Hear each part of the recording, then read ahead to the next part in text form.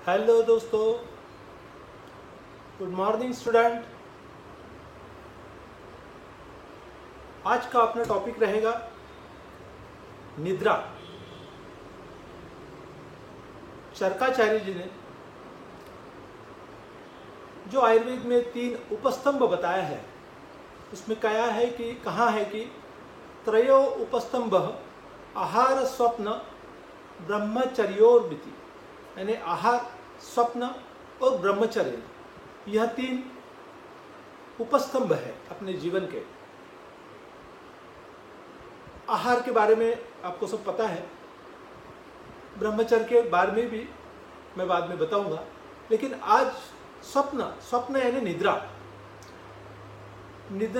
यानी शयन करना, यानी सोना। चरकाचार्य जी ने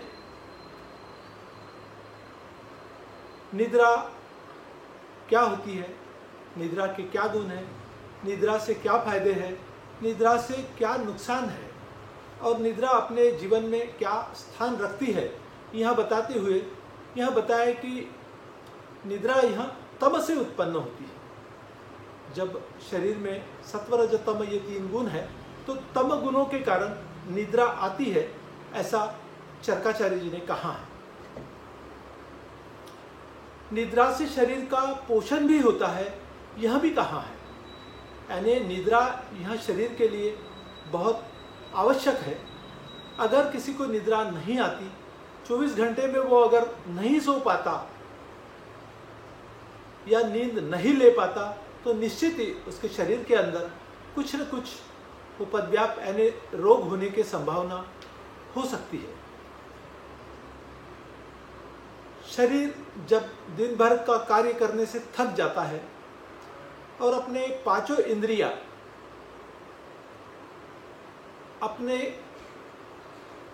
अपने विषयों से निवृत्त हो जाती है, तब निद्रा आती है, ऐसा चरकाचार्य जी ने कहा है। अब चरकाचार्य जी ने यह भी कहा है कि कृशता की ट्रीटमेंट, यानी जो वीक है, जो दुर्बल है, जो रोगी है, उसे निद्रा लेने से भी फायदा हो सकता है। यानी जो कृशता है, जो शरीर से बहुत वीक है, सप्त धातु जिनके वीक हो गए हैं, जो वेदना से त्रस्त है, उसे अगर निद्रा लिया जाए या नींद लिया जाए तो उसके कुछ हद तक रोग यानी लक्षण कम हो सकते हैं। इसका मतलब कि निद्रा से शरीर पोषण होता है और कृशता कम हो जाती है।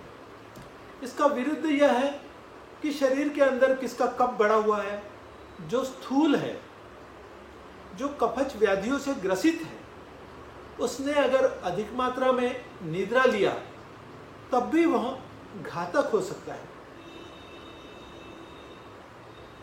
निद्रा किसने लेना चाहिए, तो यह बताते हुए चरकाचार्य ने बताया है कि जो थका हुआ है, दिन भर का थका हुआ है, काम से अपने शरीर में थकान महसूस हो रही है,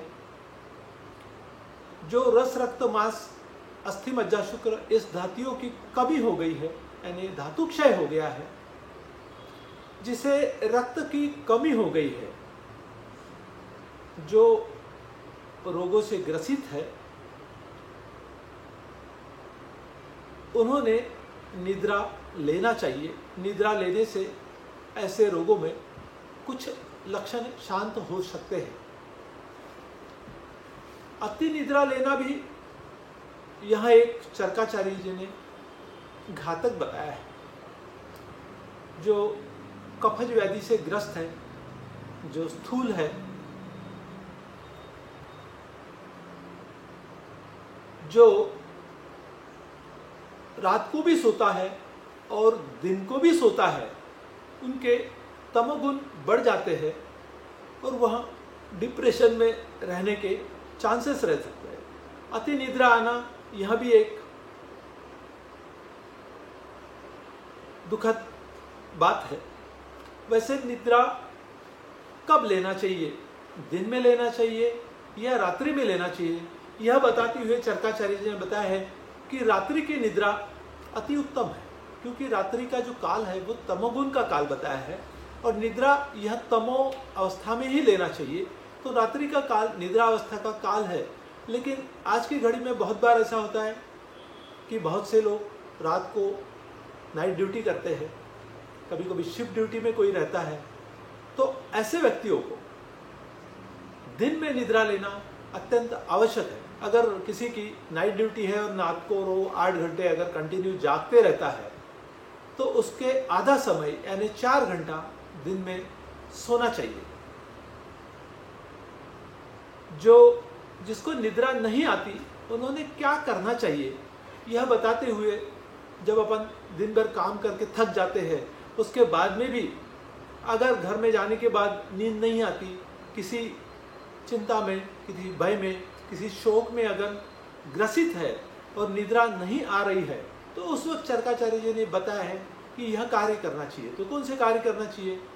पहले तो स्नान करना चाहिए,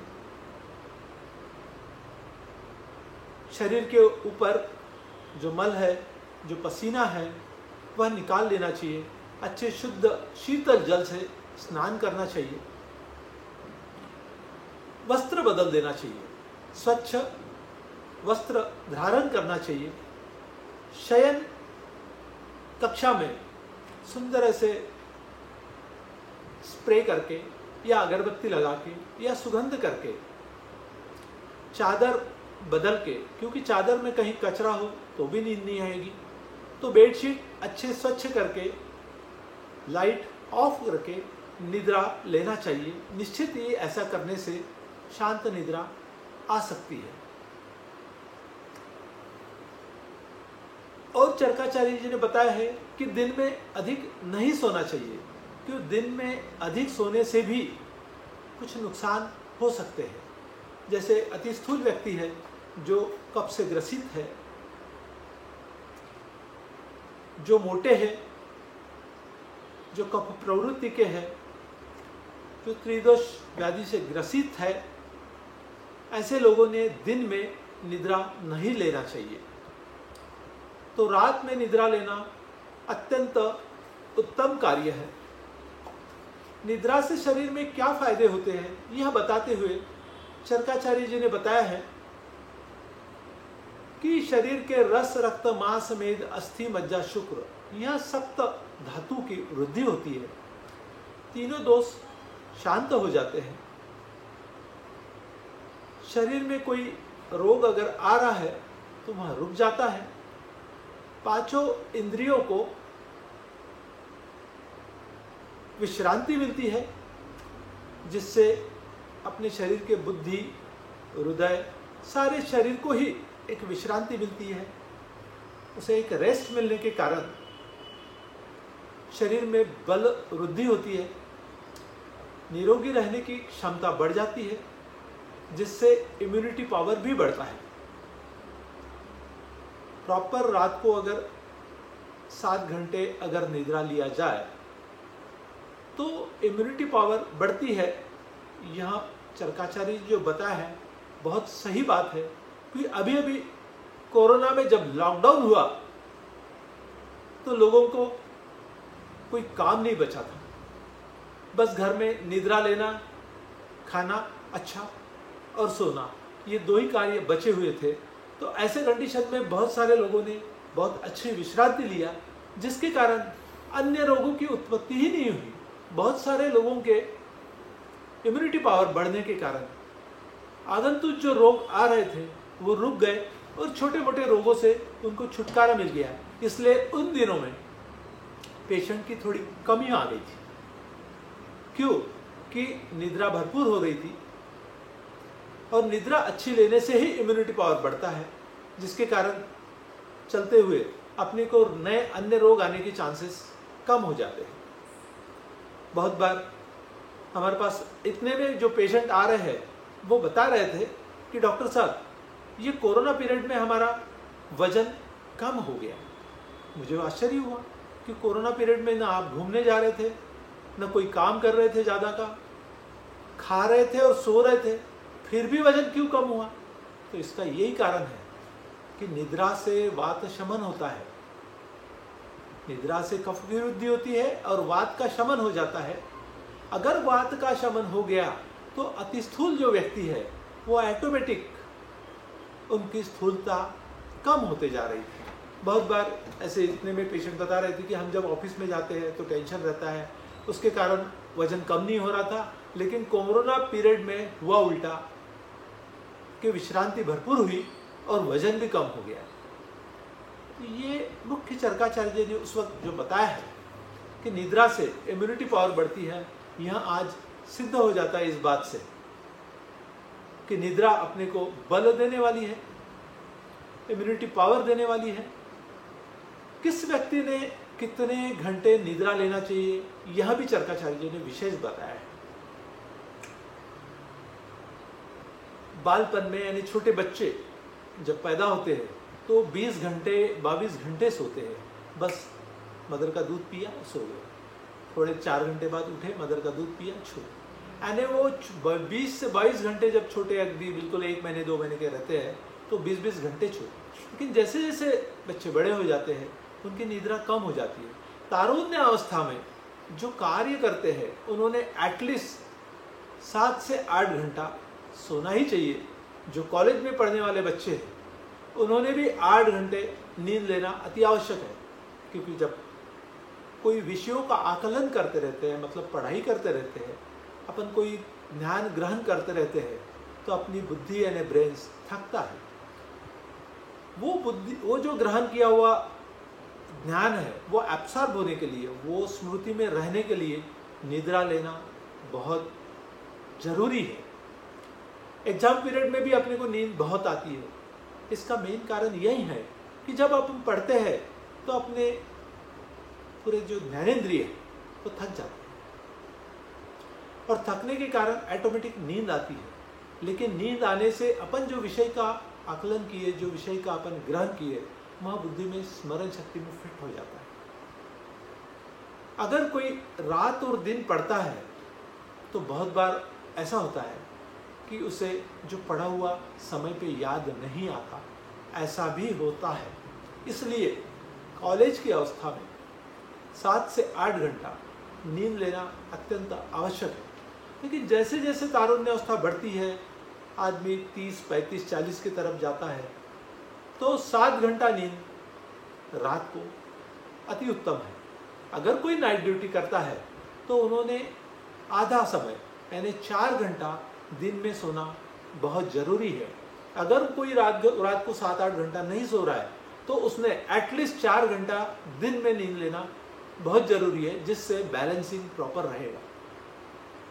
अगर वो रात को जागता है और दिन में भी नहीं सोता है तो निश्चित ही कुछ काल में उसे कोई रोग लगने के चांसेस बढ़ जाते हैं। अतिश्रम करने वाले व्यक्ति को वैसे भी नींद अच्छी आती है, लेकिन उन्होंने नींद लेना भी चाहिए। अतिश्रम अगर दिन में करते हैं तो रात को आप नहीं सो पाते हैं तो किसी रोगों को आप आमंत्रण दे रहे हैं, ऐसा ही माना जाता है। चरकाचार्य जी ने यह भी बताया है कि किसी को दिन में भी सोता है, रात में भी सोता है, यह विकृति है। अति निद्रा लेना यह भी एक विकृति है। तो ऐसे कंडीशन में चरकाचार्य जी ने विशेष चिकित्सा बताया है कि शिरोधारा करना चाहिए, नस्य करना चाहिए। बताया नासा ही शीर्षो द्वारम, यानी निद्रा यह ब्रेन का संबंध रखता है। तो अगर अति निद्रा आती है तो नासा के द्वारा यानी नस्य ट्रीटमेंट लेना चाहिए, शिरोधारा करना चाहिए, विरेचन ट्रीटमेंट करना चाहिए, जिससे अति निद्रा अगर आ रही है कफ के कारण या पित्त के कारण तो कफ और पित्त को शोधन करने के लिए वमन और विरेचन करना चाहिए, जिससे अति निद्रा आ रही है वो कम हो जाएगी। तो चरकाचार्य जी ने निद्रा के बारे में बहुत सारी बातें बताई है। उसमें विशेषतः निद्रा किसे नहीं आती है, जिसे सन्निपातज व्याधि हो गई है, तीनों दोषों से उत्पन्न ऐसी कोई व्याधि हो गई है जिससे वेदना से वो तड़प रहा है, उसे न दिन में नींद आती है न रात को नींद आती है, जिसे उन्माद है, जो पागल हो गया है, वो बड़बड़ाता रहता है, दिन में भी बड़बड़ाता है, रात में भी बड़बड़ करते रहता है। वो उन्माद जिसे हो गया है उसे नींद नहीं आती, जिसका बीपी बढ़ गया है, जिसकी वायु बढ़ गई है, जिसे ऊर्ध्ववायु रोग हो गया है, उसमें शिरोरोग हो जाता है या बीपी बढ़ जाती है, उन्हें भी अच्छे से नींद नहीं आती है। तो ऐसे कंडीशन में उन रोगों की, जैसे सन्निपातज रोगों की, उन्माद रोगों की, या रक्तचाप के लिए रक्त प्रेशर अगर बीपी बढ़ गया है, वो कम करने के लिए ट्रीटमेंट देने से भी निद्रा अच्छी आती है। निद्रा के बारे में बहुत कुछ चरकाचार्य ने बताया है, क्योंकि ये 3 उपस्तंभों में एक उपस्तंभ बोला गया है। तो अपने आयुष्य में निद्रा का एक बहुत बड़ा स्थान है। निद्रा हर पेशेंट जब अपने पास आता है तो निश्चित ही पूछना चाहिए कि रात को बराबर निद्रा आती है या नहीं आती। उस हिसाब से भी रोगों की ट्रीटमेंट करना बहुत कारगर सिद्ध होता है। तो निद्रा के बारे में काफ़ी कुछ मैं बोल चुका हूँ। चरकाचार्य जी ने भी इसके बारे में बहुत कुछ बता चुके हैं। धन्यवाद।